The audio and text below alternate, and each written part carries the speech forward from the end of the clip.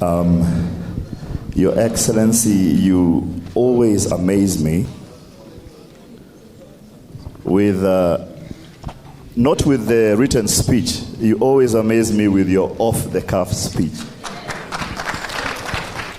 And I've watched you carefully. Sometimes I used to think that you have it on a note somewhere, but every time, even when we're in the field somewhere, you still manage to do that. Ladies and gentlemen, for people our age, that's a great feat. You can bear with me. Your Excellency, I will request that just for the next few minutes you indulge us. I think, do we have anybody who would like to ask a question? Yes. Okay, students. All right. So I'll come round. I will only allow 3 people. And because I'm gender sensitive, it will be the ladies, 2 ladies and a man. All right?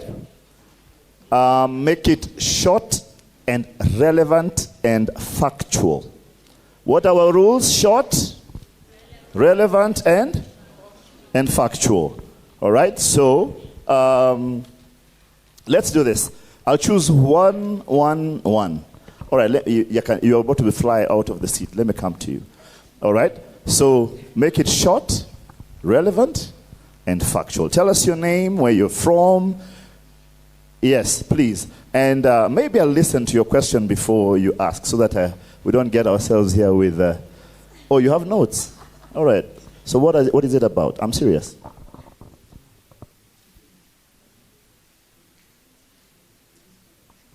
Good. This is short, relevant, and factual.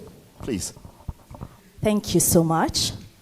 Baba, Honorable Raila Odinga, and all distinguished leaders present. How are you? My name is Sofina Merino, a consultant on youth and leadership in Africa. Now, one thing for sure, we cannot downplay the significant role mentorship plays in leadership development. And with the strides that we have started to make on accountability and championing for social justice,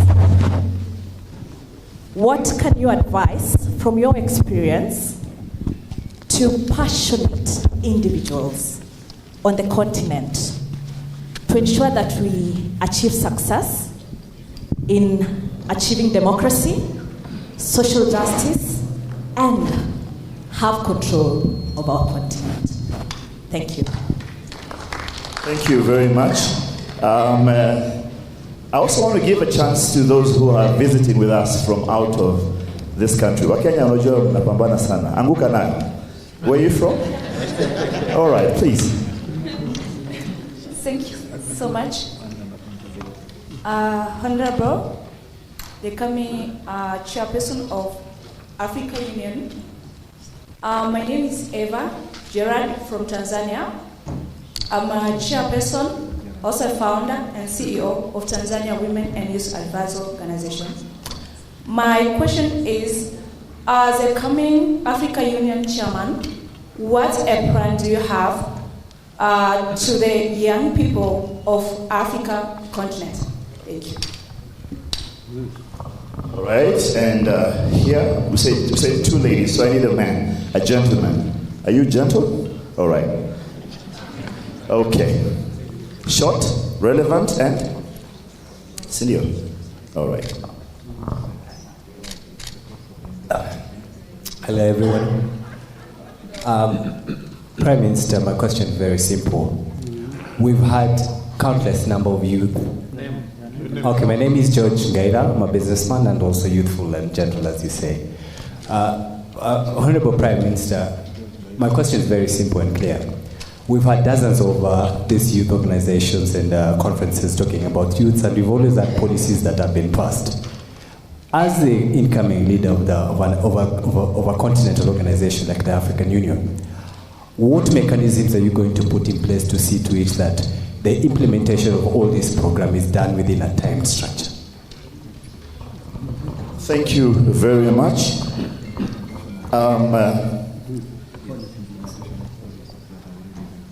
As His Excellency prepares to take the questions and give us answers, I'll shortly be calling a few people to receive some awards. As I call you, you'll just come to the front, you'll receive your award, we'll take a picture, and you'll go back to the seat. Immediately after, the DG, KSG, has organized for us a cocktail right outside there. We shall have it, and then all of us shall go down to have our meal tonight. Baba, if you're ready, I'm ready. Thank you. Sophie, democracy, social justice, and accountability, what you call good governance in the continent of Africa. As you know, there are challenges. Africa is not uniform. There are countries which are much advanced at different stages. There are those which are still emerging.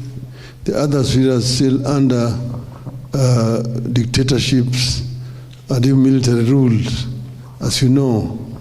So it is not a uniform thing, but you know that AU had passed a resolution to silence the guns by 2020. That was basically just a wishful thinking. Because you know, guns are still very much allowed. You go to the Sudan, you go to Somalia, you go to many places, guns are still very much there. What we want to do is first to ensure that these conflicts which are within the continent are resolved. There is a fund called the African Peace Fund, but not much has been put into that fund. When I go there, I want to ensure that that Peace Fund is increased, and that we have also a standing force that will help to enforce peace within the continent.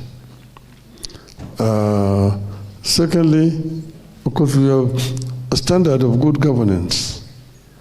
And this standard, just like the European Union, first does what they call due diligence for a country to qualify to become a member of the European Union. This is something that needs to be done, even within Africa, so that we have a common standard that all these countries are aspiring to achieve, so that there is what you call freedom of speech, freedom of expression, and also there's social justice within these countries, and to deal with issues of accountability. Because without this being there can be no development. You can have all the good plans, but if you don't have a proper institutions and proper structures within the country, there will be a problem. There is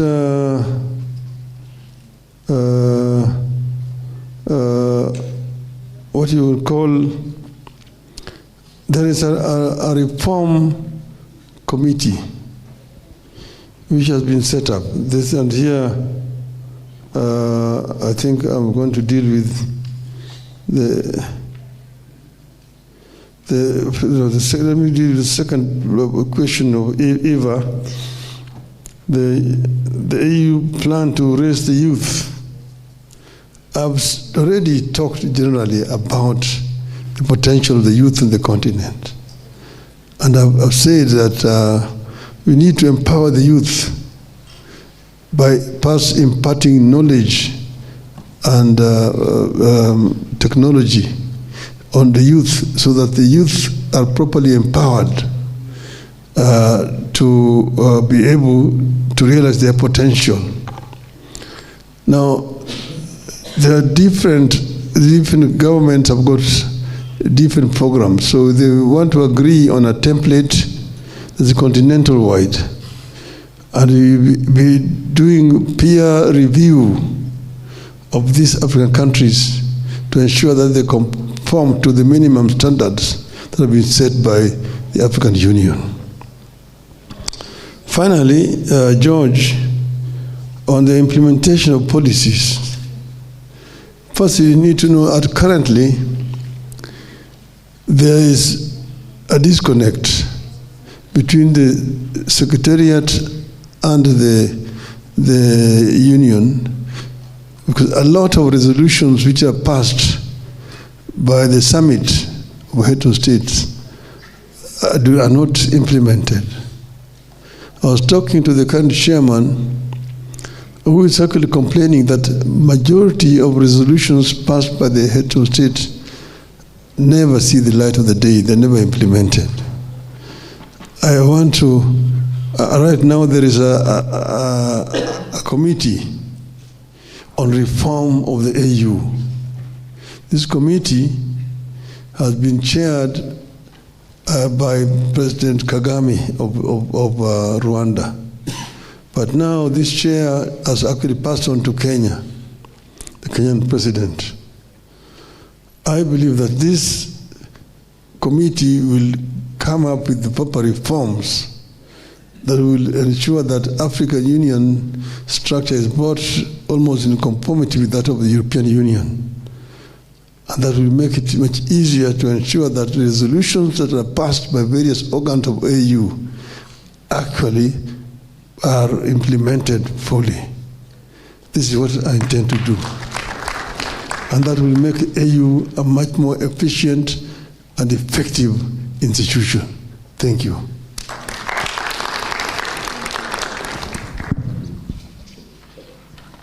Hello. Thank you very much, Your Excellency. We are grateful. A round of applause, ladies and gentlemen. And once again, my name is Ambassador Thomas Kwaka Omolo, also known as Big Ted. I'm the immediate former Consul General for Kenya in Los Angeles. I just got home a few days ago, in case the accent confuses you. In case it confuses you, anguka na?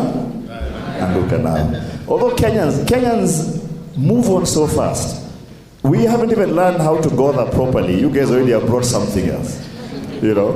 And I'm sure this one will go that way. But that's Kenya for you, and that's Africa for you. Bright, brilliant, healthy, live, you know, just bubbling and blowing up on the Sims. Africa, let us tell our story. Remember what Chinua Achebe said, that